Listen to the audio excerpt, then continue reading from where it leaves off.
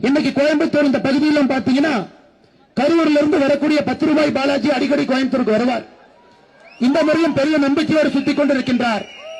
இன்னைக்கு நாம் இங்கே ஆர்ப்பாட்டம் செய்து கொண்டிருக்கின்றோம். ஆனா இந்த 10 ரூபாய்க்காரர் எங்க இருக்காருன்னா டெல்லி சிபிஐ அலுவலகத்தில் உட்கார்ந்து கொண்டிருக்கின்றார். புலால் சிறையில் இருப்பாரு, வெளியே விட்டீங்கன்னா சிபிஐ அலுவலகத்தில் இருப்பார்.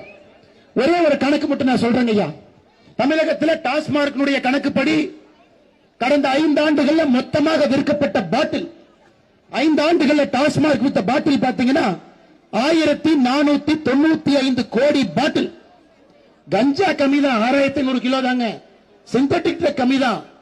டாஸ்மார்க்ல விற்கப்பட்ட பாட்டில், ஒரு பாட்டில் எடுத்தீங்கன்னா 1495 கோடி பாட்டில். முதலமைச்சர் சொன்னார், நான் சொல்லிங்க, ஸ்டாலின் அண்ணன் இதற்கு முன்பு எதிர்க்கட்சி தலைவராக இருக்கும் போது 10 ரூபான்னு கணக்கு சொன்னார். அப்ப 1495 கோடி பாட்டிலுக்கு 10 ரூபாய் போட்டான். இந்த சாராய அமைச்சர் சம்பாதிப்பது மட்டுமே 14,950 கோடி ரூபாய். பாட்டிலுக்கு 10 ரூபாய் நீங்க கணக்கு போட்டீங்கன்னா 14,950 கோடி ரூபாய். நம்முடைய பாரத பிரதமர் நரேந்திர மோடியை சொன்னது போல முதல் குடும்பத்திலிருந்து கடைசி வரைக்கும் அந்த பணம் ஆறு போல் பாய்ந்து கொண்டிருக்க 14,950 கோடி எல்லாருடைய கையில் இருக்கு. அதே கையில பெண்களுடைய ரத்தமும் இருக்கு. அதே கையில சின்ன குழந்தைகளுடைய அழுகுகளும் இருக்கு.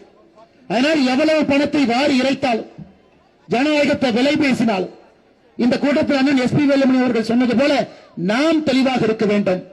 இந்த முறை நாம் வாக்கு செலுத்துவது மட்டுமல்ல, அண்ணன் 10 சொன்னாங்க, 10 பேருக்கு நீங்க பேசி அவங்க 10 பேர், அவங்க 10 பேர், அடுத்த 40 நாட்கள் 35 நாட்கள் எல்லாத்துக்கிட்டையும் நீங்க பேசி இந்த ஆட்சி நமக்கு வேண்டாம் என்கின்ற ஒற்றை கருத்துல நீங்க இருக்கணும்.